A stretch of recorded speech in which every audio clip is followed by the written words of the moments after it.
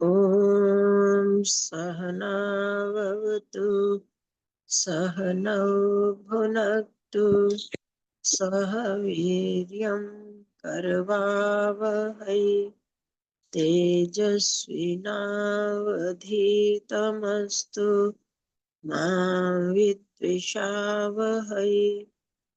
ॐ शान्तिः शान्तिः शान्तिः।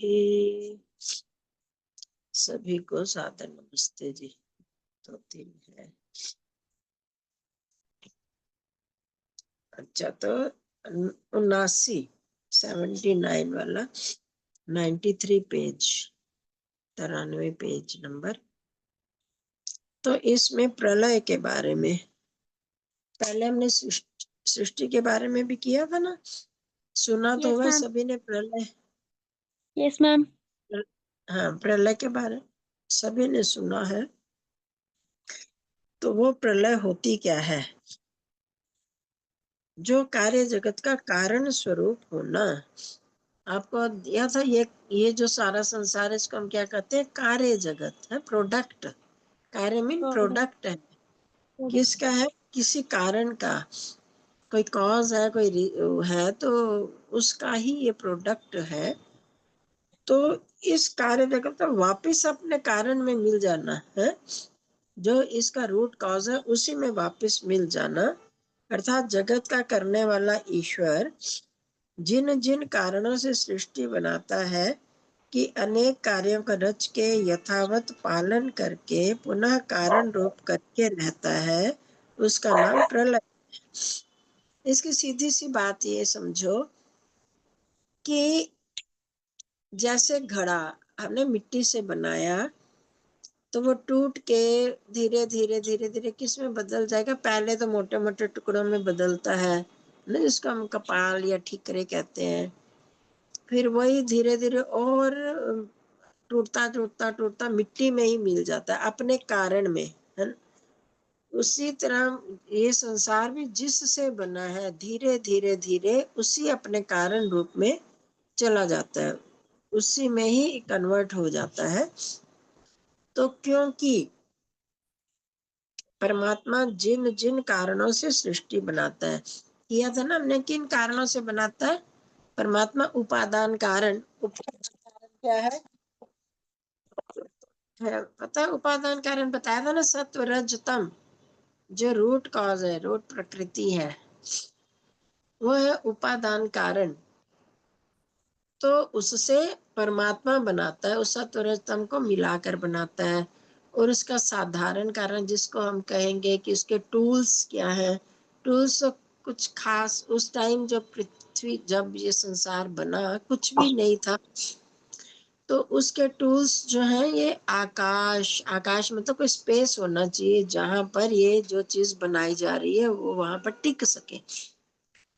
दूसरे होते हैं काल। टाइम की भी जरूरत होती है। जब भी हम कोई भी काम करते हैं तो हमें भी टाइम चाहिए होता है ना, इतना इस टाइम इतना लगा। और परमात्मा ने जब सृष्टि बनाई तब भी काल की जरूरत थी। दिशाएं, डायरेक्शंस, किस डायरेक्शन में, जैसे सूर्य उदय होता है पूर्व डायरेक्शन से होता है। तो मतलब इस तरह की ये चीजें थी।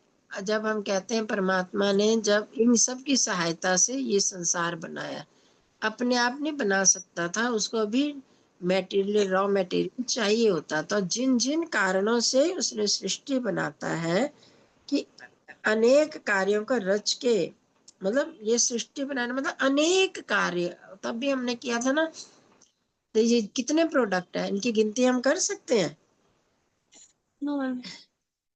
हम कोई मान लो हम इतना मोटा मोटा तो कह देते हैं, समुद्र है, नदियां हैं, झरने हैं, पर्वत है, पेड़ पौधे हैं, और कितनी योनियां, कितनी तरह के कीट पतंग, सांप है तो सांप भी पता नहीं कितने वैरायटी के सांप है। पता नहीं, उस दिन सुन रहे थे 4000 वैरायटी के। तो एक एक जो स्पीशीज है वो भी बहुत वैरायटीज की होती है। तो अनेक कार्यों को रचा है परमात्मा ने, उसको रचा मीन क्रिएट किया। फिर उनको यथावत पालन करके, किसका कैसे पालन करना? मनुष्यों का पालन अलग ढंग से होता है, मनुष्य अलग तरह से सांस लेते हैं, खाते क्या है ना, कैसे चलते हैं, उनका वैसे पालन होता है। अब जो वो है एक्वेटिक एनिमल्स हैं जो, वो उनका अलग तरह से होता है। मछलियाँ, ये दूसरे कछुए वगैरह, और इसके अंदर व्हेल मछलियाँ जो हो गई, वो जैसे एलिगेटर, तो इन सब को जीने का तरीका अलग तरह से होता है। उनके अंदर गिल्स बनाए होते हैं, तो वहां से वो सांस लेते हैं। हमारी तरह हम लोग, अगर मनुष्य पानी में जाता है तो नहीं, सांस नहीं ले सकता ना, उसको तो No, आर्टिफिशियल कोई ma'am. कुछ लगाना पड़ता है। पर वो मछलियां, ये एलिगेटर वगैरह, जो मगरमच्छ, ये सब इनके परमात्मा ने वैसे ही बनाया, उनका खाने की चीजें भी वहां पर वैसे बनाई। तो यथावत पालन, तो परमात्मा क्या करता है, अनेक जो कारण है, मूल कारण है, उससे अनेक प्रकार के कार्यों को बनाकर रच के फिर उनका यथावत पालन करता है, फिर पुनः कारण रूप करके रहता है, उसको वापस फिर कारण में मिला देता है, जैसे रॉ मटेरियल में ही वापस उसको कन्वर्ट कर देता है। इसको कहते हैं प्रलय। समझ में आई? तो पहले तो परमात्मा जिन कारणों से सृष्टि को बनाता है, उसने अनेक प्रकार के कार्यों को बनाया। वो कारण थे जिससे बनाया, जो बन के आए वो कार्य है, वो अनेक है। फिर उनको यथावत पालन करता है, मतलब उनको मेंटेन करके रखता है।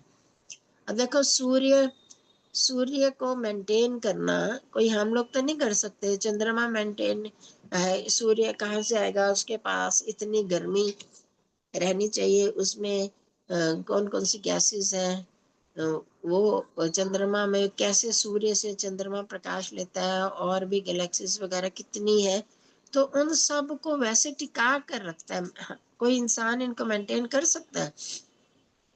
नहीं कर सकता। हम भी, मैंने आपको बताया था, जैसे हम सांस ले रहे हैं, अभी हम बात भी करते जा रहे हैं और सांस भी लेते जा रहे हैं, तो हम अपने आप इसको मेंटेन थोड़ी कर रहे हैं, तो परमात्मा करवा रहा है ना।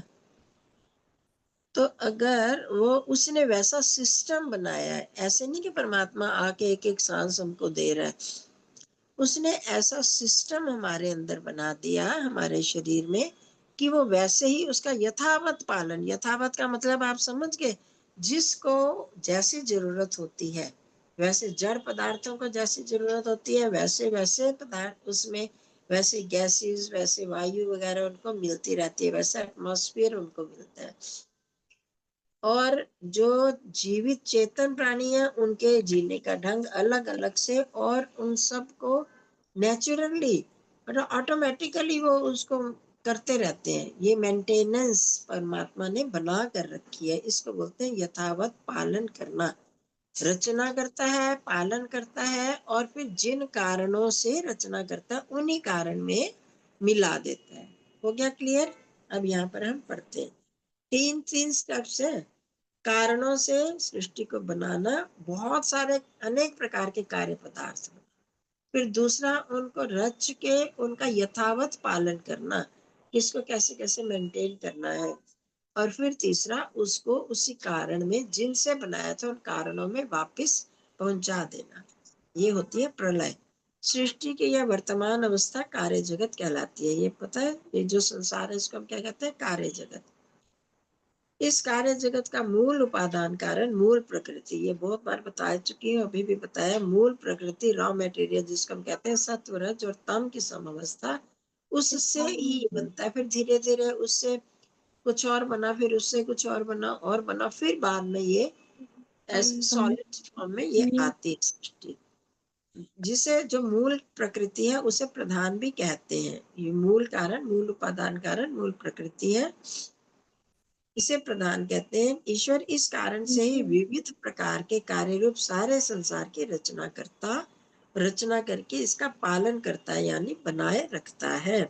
सभी जड़ वस्तुओं और चेतन प्राणियों के जीवन की व्यवस्था ईश्वर ही करता है। जैसे मैंने भी समझाया कि सारे संसार की रचना करना, रचना करके फिर इनका पालन करना, इनको बना कर रखता है। अब देखो, हमको पानी की जरूरत है, भगवान ने पानी बनाया, बर्फ बनाई। अब ऊपर पहाड़ों में, इतनी ऊंचाई में, जहां पर इंसान नहीं पहुंच सकता, वहां पर वो बर्फ बना देता है। पानी टपकता है जब, तो बर्फ के फॉर्म में। देखो इसमें भी परमात्मा ने क्या सोचा कि अगर वो खाली पानी बनाता तो उसी टाइम बह के यहाँ पर आ जाता, और हम वेस्ट कर देते इतना पानी। अब उसने बर्फ बनाई, जैसे जैसे गर्मी होती है वहां से मेल्ट होता होता होता नदियों में पानी आता, और हमको हमेशा पानी मिलता रहता है। और अगर निचाई में ऐसा नियम बनाता, ये ऐसे नियम बने हुए ना सृष्टि के नियम की, कितने टेम्परेचर में कैसे वायु का कितना दबाव प्रेशर होगा कि बर्फ जमेगी, बर्फ बनेगी, वो आप लोगों ने पढ़ा होगा अपनी साइंस में।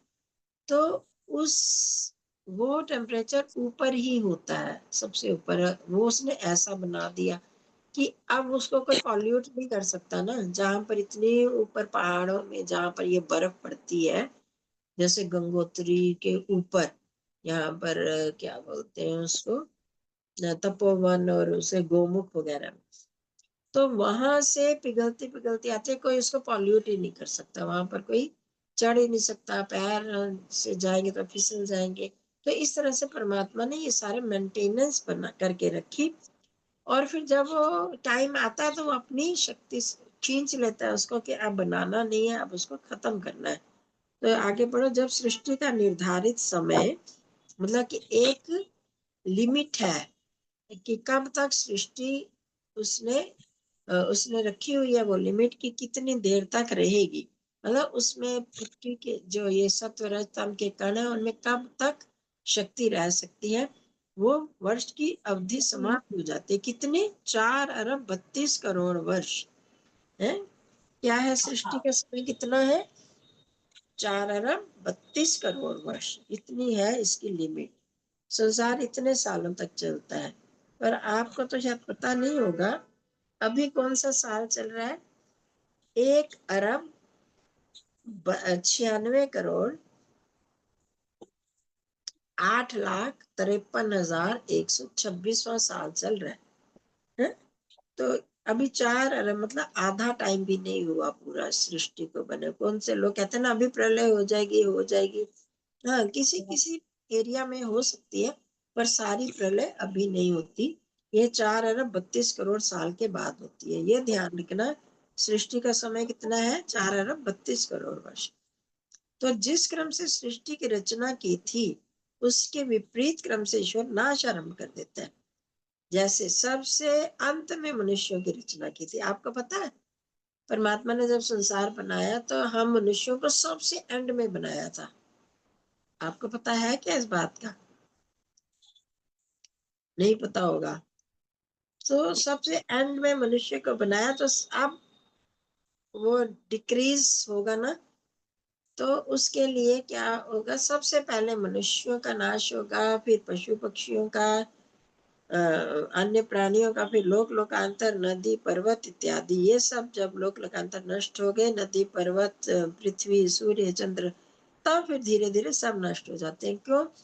आप समझ पाए इसका रीजन क्या है? मनुष्य को सबसे बाद में क्यों बनाया? इसका रीजन पता क्या है? जब सारी ये No, चीजें बन ma'am. यार, हाँ जी बहुत बताओ।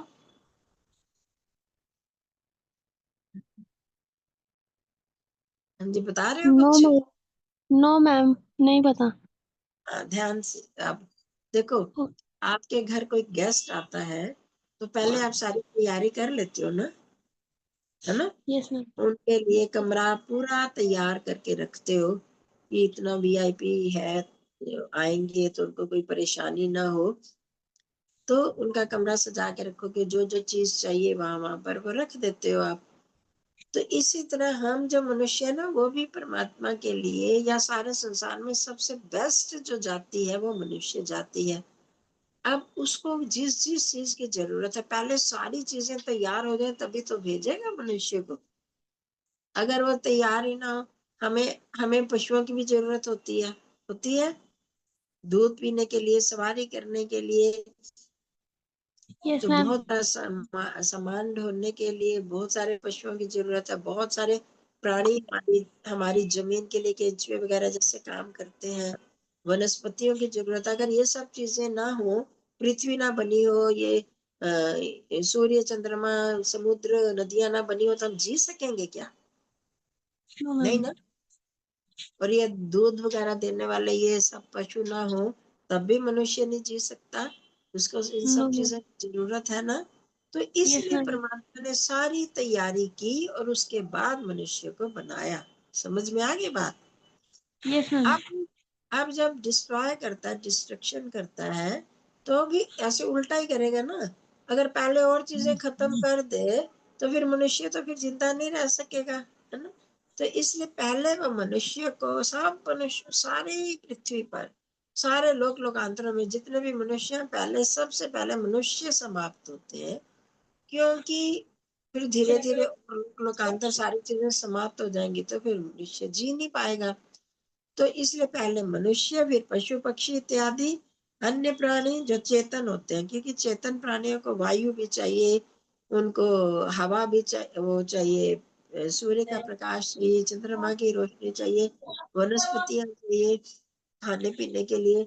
अब जो नॉन वेज खाती हैं, अगर ये वनस्पतियां ना हो तो भी खा सकते हैं। बकरा, बकरे को मार के खाते हैं, तो अब बकरे के लिए भी तो वो तो हरी चीजें ही खाता है ना, वनस्पतियां ही खाता है। Yes ma'am. मुर्गियां ये भी तो यही खाती है। तो अब जब तक ये नहीं होंगे तो वो भी नहीं जी पाएंगे। वो नहीं जी पाएंगे तो जो मनुष्य खाते हैं वैसे तो मीट वही तो खाना ही नहीं चाहिए, नॉन वेज। वो तो परमात्मा ने हमारे लिए उनको बहुत कुछ करने के लिए भेजा है, जिससे हम नहीं जानते वो कैसे पॉल्यूशन को दूर दूर करते हैं। मुर्गियों को ही देख लो आप, कैसे गंदगी जो भी होती है गंदगी खा लेती है ना, जहाँ जहाँ होती है। सांप जो होता है वातावरण में से जहर सक कर लेता है। तो अगर ये प्राणी ना हो तो हमारा सारा वातावरण जो और ज्यादा पॉल्यूट होगा, जहरी वातावरण में वायु वगैरह फैल जाएगी। तो इसलिए हमें इन प्राणियों की प्रोटेक्शन करनी चाहिए, इनको प्रोटेक्ट रखते हुए हम प्रोटेक्ट रह पाएंगे। तो समझ में आ गई ये बात। तो सबसे पहले, सबसे अंत में मनुष्यों की रचना की थी, तो सबसे पहले मनुष्यों का नाश होता है, उसके पश्चात पशु पक्षी वन्य प्राणियों का, फिर विभिन्न लोक लोकांतरों का, है जितने भी लोक लोकांतर है, गैलेक्सीज जितनी होगी, नदियां पर्वत आदि का करता है। यह क्रम तब तक चलता रहता है जब तक सब नष्ट होकर केवल, मतलब डिक्रीज क्रम में करता करता करता ओके, मूल कारण के जगत का जो मूल कारण सत्व रज तम तक जब पहुंच जाता है, अब उसके बाद वो और डाइल्यूट हो ही नहीं सकते, और उनको हम अ, उनको तोड़ नहीं सकते, मतलब उनका ब्रेक नहीं हो सकता। वो वहां तक पहुंच जाते हैं। आपको मैंने उस दिन भी बताया था, गॉड पार्टिकल जो बनाया, साइंटिस्ट लोगों ने कहा कि गॉड पार्टिकल जो है यही मूल कारण है संसार बनने का। पर बाद में उन्होंने इसको भी डिनाई कर दिया। उन्होंने कहा कि गॉड पार्टिकल भी टूट जाता है, वो भी ब्रेक हो जाता है। ब्रेक होने का मतलब है, ब्रेक होने का क्या मतलब है कि वो कुछ चीजों से मिलकर बना है, तभी तो ब्रेक होगा, है ना। समझ रहे बात को। वो ब्रेक तभी होगा अगर कुछ चीजों से मिलके कोई चीज बनी है। तो जो मिलके बनी है तो इट मीन्स कि वो रूट कॉज नहीं हो सकता। तो रूट कॉज में तो कोई ब्रोकेज होनी ही नहीं चाहिए, ब्रेक नहीं हो सकता। वहां तक जब पहुंच जाता है सारी संसार, तब इसको बोलते हैं कि सृष्टि का प्रलय हो गया, तब प्रलय होता है। समझ में आ गई। तो ये आपको ध्यान रखना, थोड़ा सा सृष्टि प्रलय को आपने ध्यान में रखना है। ये इसका क्रम क्या है, मोटा मोटा दो तीन चीजें। द सृष्टि का निर्धारित समय क्या है, और इसका सबसे पहले किसका नाश होता है, फिर किसका, दो तीन क्रम तो याद रखो। चूंकि प्रकृति जड़ है, अतः स्वयं निश्चेष्ट मतलब इनएक्टिव होने से ना जगत को नष्ट कर सकती है, ना ही उत्पन्न कर सकती है। आपको पता है कि जब आपने साइंस में पढ़ा, कोई भी काम होता है तो उसमें एनर्जी हम डालते हैं, तभी, चाहे एक्सटर्नल फोर्स, फोर्स इसको बोलते हैं, चाहे एक्सटर्नल हो चाहे इंटरनल हो, तभी कहीं पर एक्शन होगा। बिना उसके संसार नहीं बन सकता, फोर्स चाहिए। तो वो फोर्स चेतन ही दे सकता है, लिविंग थिंग ही फोर्स पैदा कर सकती हो, और कोई नहीं पैदा कर सकता। तो अब ये सारा संसार जड़ था, तो परमात्मा ने जो फोर्स डाली इन चीजों में तो संसार बना था। अब इसलिए वो अपने आप तो उस फोर्स को निकाल नहीं सकते, जड़ चीजें हैं प्रकृति, तो परमात्मा ने ही इस संसार को बनाया, तो नष्ट भी उसको कारण में कन्वर्ट भी परमात्मा ही कर सकता है, जिसने उसमें फोर्स डाली थी। अपने फोर्स हटा लेगा तो धीरे धीरे धीरे धीरे वो नष्ट हो जाएंगे। फिर आखिर अनादि और नित्य होने से मूल प्रकृति का कभी नाश नहीं होता, ये बताया था ना। अनादि प्रकार पदार्थ तीन है ना, याद है? अनादि तीन पदार्थ है, ईश्वर, जीव और मूल प्रकृति, कारण प्रकृति। वो भी कभी नष्ट, अगर नष्ट हो जाए, कारण प्रकृति नष्ट हो जाए तो फिर कैसे होगा, संसार कैसे बनेगा? वो नष्ट हो जाए तो जब परमात्मा फिर संसार बनाने लगेगा तो उसको किससे पैदा करेगा? कुछ है ही नहीं तो किससे पैदा करेगा? कोई समान होगा तभी तो इसलिए कारण प्रकृति का भी, मूल प्रकृति का कभी नाश नहीं होता। अतः इस प्रलय अवस्था में भी इसके साथ सभी आत्माएं और स्वयं ईश्वर अपने विशुद्ध अवस्था में बचे रहते हैं। प्रलय अवस्था में क्या क्या चीजें बची रहती है? मूल प्रकृति, सभी आत्माएं और ईश्वर या परमात्मा, ये सारे बचे रहते हैं। ठीक है, अर्थात तीन अनादि तत्व हैं, ये हमने पहले पढ़ लिया है। अनादि तत्व तीन हैं, ये प्रलय में भी बने रहते हैं। अब आगे आया मायावी। मायावी हम किसको कहते हैं? जो माया करता है, जादू टोने करता है। अब यहाँ पर मायावी क्या कहा है? जो छल कपट स्वार्थ में ही प्रसन्नता, दंभ, अहंकार, शठता आदि दोष है, इसको माया कहते हैं। माया किसको कहते हैं? छल करना, कपट करना, चीटिंग करना, किसी को भी किसी तरह से भी धोखा देना, चीट करना। स्वार्थ में ही प्रसन्नता, जो मेरा मतलब पूरा हो जाए तो उसमें खुश होंगे, दूसरे को जो मर्जी नाश होता रहे, उसका नुकसान हो। और फिर अहंकार, ईगो, इगोइस्टिक जो होता है। शठता, शठता मतलब ऊपर से कुछ और कहना, अंदर से कुछ और कहना, ठगना, जिसको हम ठगना कहते हैं। ये दोष है, इनको माया कहते हैं। समझ में आया? माया किसको कहते हैं? छल कपट, स्वार्थ में ही, सेल्फिशनेस, दंभ, बताना कुछ और करना कुछ और अहंकार, शठता, ये जो होते हैं ये सारे दोष हैं। इन दोषों को माया कहते हैं। और जो मनुष्य इससे युक्त हो वह मायावी कहलाता है। जिस मनुष्य में ये सारे दोष हो, चीटिंग, किसी को छल करना, कपट करना, बहुत सारे लोग करते हैं ना, ऊपर से ये चीज ले ली, नहीं नहीं मैंने तो नहीं ली, झूठ बोल के, झूठ भी वो होता है, वो उसको कपट की तरह से ऊपर से छुपा छुपा कर, मैं कोई चीज किसी की ले रही हूँ और उसको यूज कर रही हूँ, छुपा छुपा कर रहे हैं। फिर जो सत्य नहीं बोलते, जिसके अंदर सरलता, जिसको बोलते हैं ना, सरलता नहीं होती, मन में कुछ और, सबसे बड़ा शब्द है मन में कुछ और ऊपर कुछ और करना। तो ये जो सारे दोष होते हैं, और इगोइस्टिक, बहुत ज्यादा अहंकार, मैं ही सब कुछ हूँ, मैंने जो कहा वही होना चाहिए, और ठग लेते हैं दूसरे को, तो ये सारे दोष हैं, इसी को माया कहते हैं। और जो मनुष्य इनसे युक्त होता था, जिस मनुष्य में ये पाए जाते हैं, माया पाई जाती है, वो हो गया मायावी। मायावी को समझने के लिए माया को जानना आवश्यक है। माया शब्द का साधारण या आम अर्थ में, भाषा में अर्थ धोखेबाजी, चालबाजी, छल कपट, लगभग यही अर्थ स्वीकार करते हुए महर्षि माया के कुछ अन्य लक्षण भी बता रहे हैं। मतलब भाई धोखेबाजी, छल कपट, ये करना, तो मन में पाए जाने वाले विचार व भाव तथा प्रकट रूप में किए गए व्यवहार का सर्वथा विरुद्ध होना छल और कपट कहलाता है। जैसे मैंने अभी लास्ट में बताया कि मन में तो मेरे कुछ और है, भाव भी हो रहा है, विचार हो रहा है, पर सामने सामने हम व्यवहार उससे उल्टा करते हैं।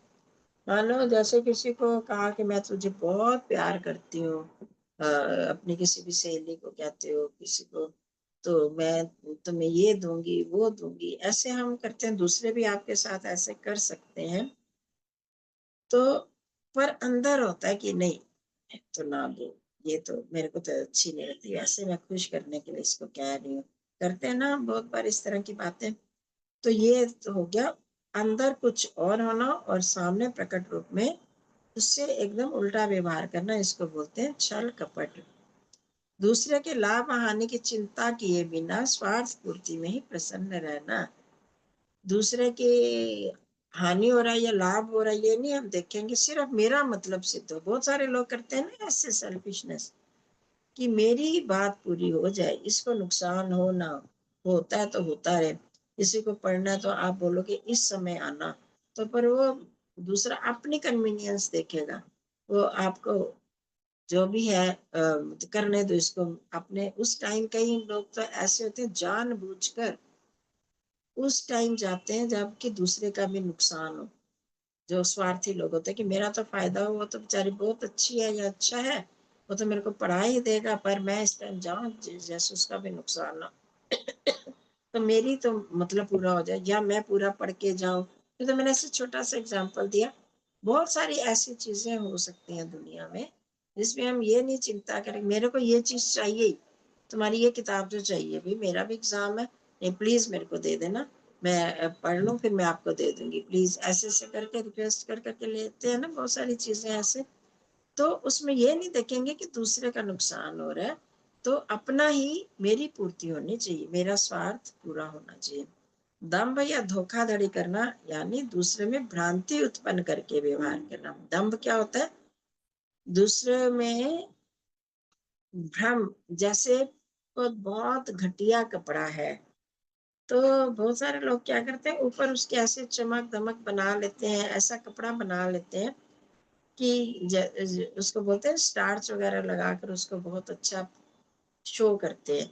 तो ऊपर से जैसे दूसरा समझ ले कि बहुत अच्छी चीज है, ये बहुत अच्छा कपड़ा है, जैसे सोना चांदी में भी ऊपर वैसे पॉलिश कर लिया तो नहीं जी ये सोने की चीज है। तो जो हम लोग नहीं जानते तो हमें भ्रांति हो जाती है, भ्रम हो जाता है, इल्यूजन जिसको बोलते हैं, तो वो होता है। तो वैसा व्यवहार अगर करते हैं तो ये होता है दंभ या धोखाधड़ी।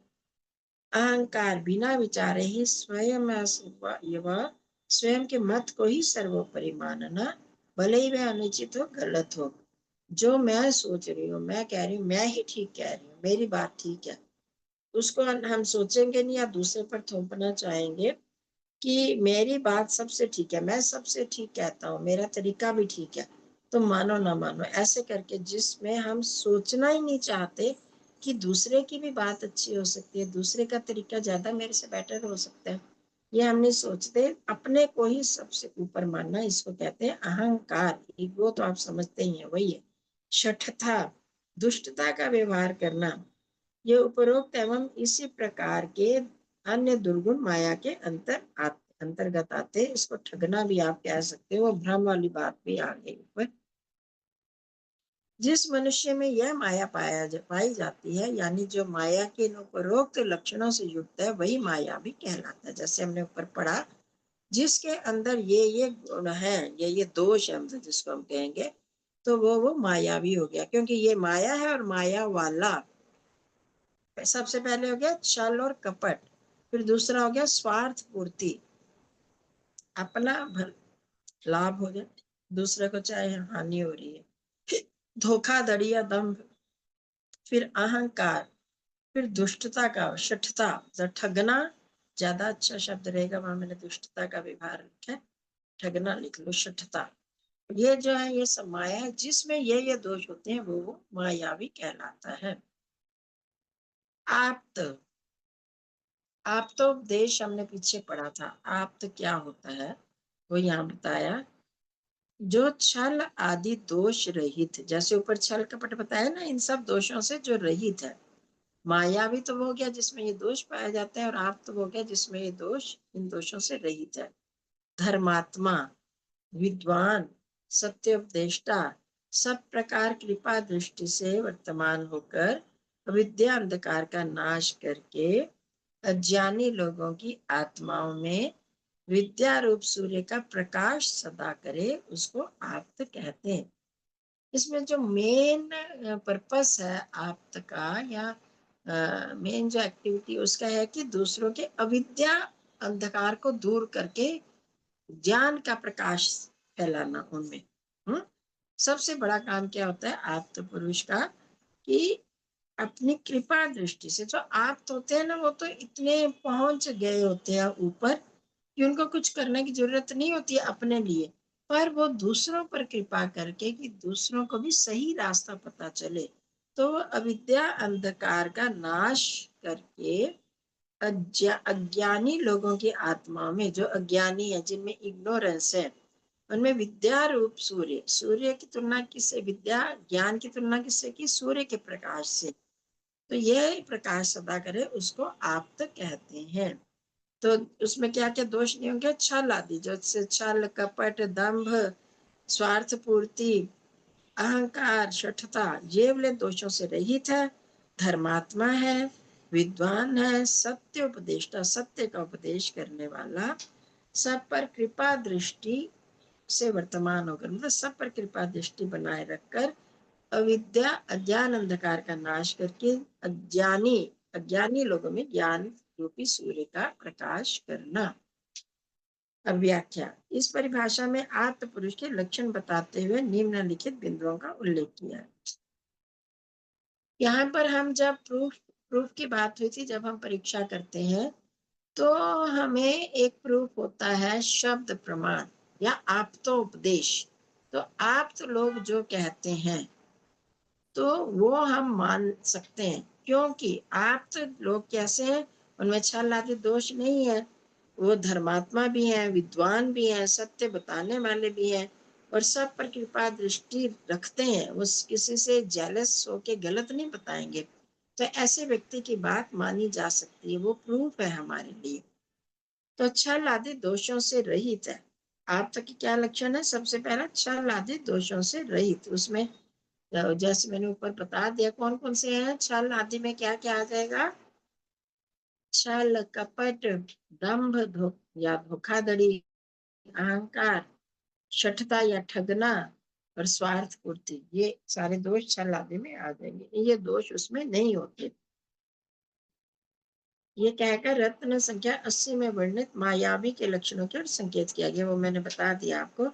अर्थात जो व्यक्ति माया रूपी दोषों से रहित है वही आप्त हो सकता है, इसमें माया वाले दोष नहीं पाए जाते। धर्मात्मा अर्थात धर्म का पालन करने वाला।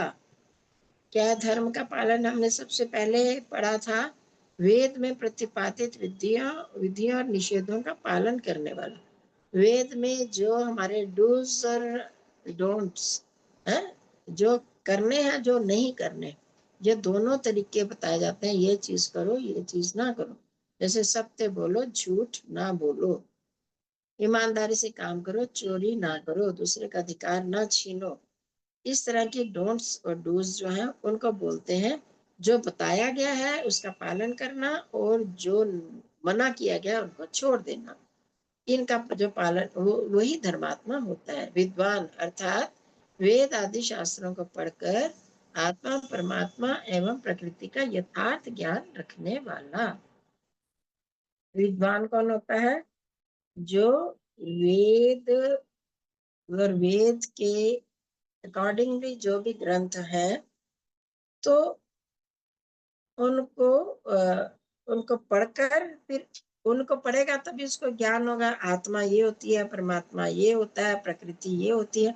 संसार में तीन चीजें तो है, हमने बताया अनादि जो होती हैं, जो सदा एटर्नल है, जिसको हम नित्य कहेंगे अटर्नल कहेंगे, वो तीन ही चीजें हैं।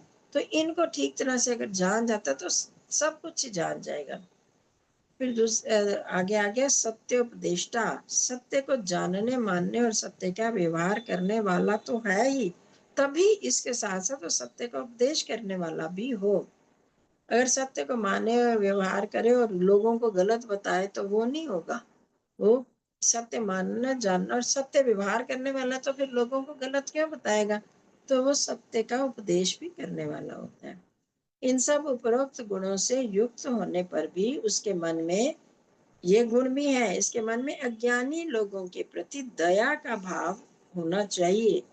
अगर ये नहीं होगा, अपने आप तो खूब उसने गुण ज्ञान ग्रहण कर लिया, और उसको अज्ञानी लोगों पर तरस नहीं आता, तो फिर वो तो उनको बताएगा नहीं। तो उसके उनके प्रति दया की भावना होनी चाहिए, अर्थात उन ज्ञानी लोगों की अविद्या और ज्ञान नष्ट करके ज्ञान रूपी सूर्य का प्रकाश करने वाला व्यक्ति ही आप्त कहलाता है। कहलाने यानी कि अपने आप चुपचाप सब कुछ ले लिया, किसी और को ना पता चले, मैं तो मोक्ष पाल हूँ, मैं स्वर्ग पाल हूँ, दूसरे की मेरे को क्या जरूरत है, वो करें ना करें। ऐसे अगर जो करेगा वो नहीं आप्त हो सकता, वो दूसरे का भला करने के लिए उन पर दया दृष्टि बनाकर रखता है। आपको पता है कितने गुरु बड़े बड़े संत जो कथा कथा क्यों करते हैं, उनको पता है तो वो क्यों करते हैं, दूसरों के भलाई के लिए, उन पर दृष्टि दया की दृष्टि रखते हैं, दया करते हैं कि इनको भी सच्चाई का पता चले। परीक्षा, जो प्रत्यक्ष आदि 8 प्रमाण वेद विद्या, आत्मा की शुद्धि और सृष्टि क्रम के अनुकूल विचार के सत्य असत्य को ठीक ठीक निश्चय करना है, उसको परीक्षा कहते हैं। परीक्षा क्या? टेस्टिंग। टेस्ट करना कि ये चीज ठीक है या गलत है। देखो मैंने आपको कहा तो आजकल तो कितने तरह के गुरु चले हुए ना, गुरुग्राम की तरह, तो सब लोग अलग अलग तरह से बताते हैं। अब क्या चीज ठीक है क्या गलत है ये भी तो हमें पता होना चाहिए। हम टेस्ट कैसे करें? अगर नहीं करेंगे तो एक ने कहा कि गायत्री मंत्र का जप किया करो, एक कहता है कि नहीं किया करो, तो आपको कैसे टेस्टिंग होगी? आपने सुना है ना, कुछ लोग कहते हैं लड़कियों को नहीं करना चाहिए, और हम लोग तो कहते हैं कि करना चाहिए, हम तो करते भी हैं। तो क्यों? अब इसकी टेस्टिंग हमें पता होनी चाहिए ना, कौन सी बात ठीक है। दोनों अगेन कंट्रोवर्सी है दोनों में, तो कैसे करें? तो वो जानने के लिए ये प्रमाण को बोलते हैं प्रमाण। 8 प्रमाण है, प्रत्यक्ष आदि 8 प्रमाण, वेद विद्या, वेदों की विद्या, वेदों में जो बताया है। हम तो शुरू से कह रहे हैं ना, वेद के अनुकूल जो उसके फेवर में जो जो चीज हो, तो वो ही सत्य हो सकती है। क्यों? क्यों? क्योंकि वेद परमात्मा ने बताया, परमात्मा गलत नहीं बताएगा। आत्मा की शुद्धि है, स्वयं आत्मा हमारी शुद्ध हो, उसमें अगर मेरे में छल कपट होगा, जेलसी होगी, तो मैं किसी को तो ठीक बताऊंगी ही नहीं। तो आत्मा भी शुद्ध होनी चाहिए। और सृष्टि क्रम के अनुकूल, आपको पहले बताया था कि ये जो संसार है, साइंस सृष्टि क्रम के अनुकूल को हम कह सकते हैं, अकॉर्डिंग टू साइंस, साइंस के नियमों के अनुकूल इस पृथ्वी किन किन चीजों से मिलकर बनी है, सूर्य में कौन कौन सी गैसें हैं, चंद्रमा में कौन सी है, इनकी गति कितनी है, सूर्य किसके चारों ओर चक्कर काटता है, पृथ्वी किसके चारों ओर चक्कर काटता है, कौन सा ग्रह स्थिर है, ये सब चीजें सृष्टि नियम के अनुकूल होंगी ना, तो वो बताएंगे।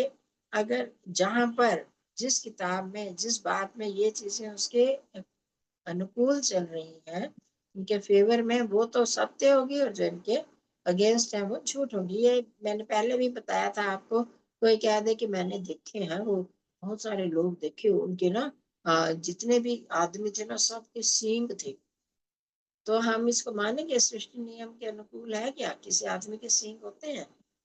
नो पूंछ मैम। पूंछ होती है, सींग होते हैं? नहीं होते ना। तो फिर ये उसके जो ये सृष्टि नियम के अगेंस्ट हो गया, तो वो उस बात को हम सत्य नहीं मान सकते। तो सृष्टि नियम के अनुकूल विचार के सत्य असत्य को ठीक ठीक निश्चय करना है। मतलब इन सब चीजों के आधार पर जब हम डिसाइड कर लेते हैं ये चीज ठीक है या गलत है, तो उसको परीक्षा कहते हैं। परीक्षा जैसे एग्जाम, आप जैसे हम लेते हैं ना, आपकी परीक्षा लेंगे कि इसमें इसको कितना आता है, ऐसे हम क्या कह दें कि ये फर्स्ट आएगा, ये सेकंड आएगा, जब तक वो उनकी लिख के परीक्षा नहीं होगी तो नहीं ना पता चलेगा। ऐसे ही जो बातें, जो जो चीजें, जो जो नियम बताए जाते हैं, वो कहाँ तक ठीक है कहाँ तक गलत है, ये उनको हमने उसकी भी टेस्टिंग करनी होती है। तो क्या क्या है साधन इसके? 8 प्रमाण। तो आगे देखेंगे। फिर दूसरा है वेद विद्या, फिर तीसरा आत्मा की शुद्धि, चौथा सृष्टि नियम के अनुकूल, सृष्टि क्रम के अनुसार सत्य असत्य को निश्चय करना। तो आगे करते हैं। इन कसौटियों पर जब 4 कसौटियों पर कसते हैं, जो चीज ठीक निकले वो सत्य, जो ठीक ना निकले वो असत्य। तो सबसे पहले 8 प्रमाणों के आधार पर सत्य सिद्ध है या नहीं, 98 पेज। तो इन प्रमाणों का नामोल्लेख रत्न संख्या 83। अगले में बताए गए कि 8 प्रमाण कौन कौन से हैं। प्रत्यक्ष का नाम बार बार आता है, प्रत्यक्ष आदि, प्रत्यक्ष आदि। तो पहला प्रत्यक्ष, आगे कौन से हैं ये 8 प्रमाण, ये इनसे सिद्ध होता है या नहीं। दूसरा, वेदों के अनुकूल है या नहीं। तो आपको बार बार बता रही हूँ कि वेदों का उपदेश परमात्मा ईश्वर ने किया था, तो ईश्वर की बात तो गलत हो नहीं सकती। तो जो चीज उनके अनुकूल हो, उनके अगेंस्ट ना हो, तो वही मानी जाएगी। दूसरी वहां और कुछ भी हो जाए उसको हम ठीक नहीं मान सकते। फिर अपने व्यक्तिगत स्वार्थ, रुचि, बुद्धि, मानसिक सोच को छोड़कर केवल आत्मा की पवित्रता के स्तर पर परखना कि क्या उचित है क्या अनुचित।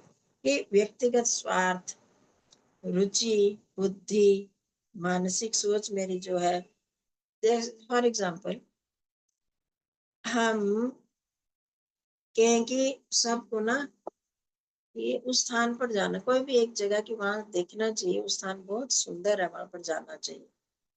पर हम कहते हैं कि अगर मैं औरों को भी ले गई तो वहां पर इतने सुंदर सुंदर पत्थर हैं, इतने सुंदर सीपियां हैं, तो मैं अगर ले गई औरों को तो वो भी तो ले लेंगे, तो मेरे को तो घाटा हो जाएगा। ये हो गया ना, स्वार्थ आ जाता है ना ऐसे ही।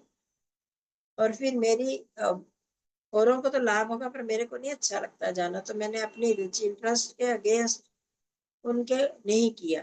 फिर जैसे मेरे को समझ ही नहीं आती किसी चीज की, तो मैं कहूँगी नहीं पढ़ना, ये किताब बड़ी मुश्किल है। मेरी बुद्धि तो कमजोर है, सबकी तो नहीं है ना।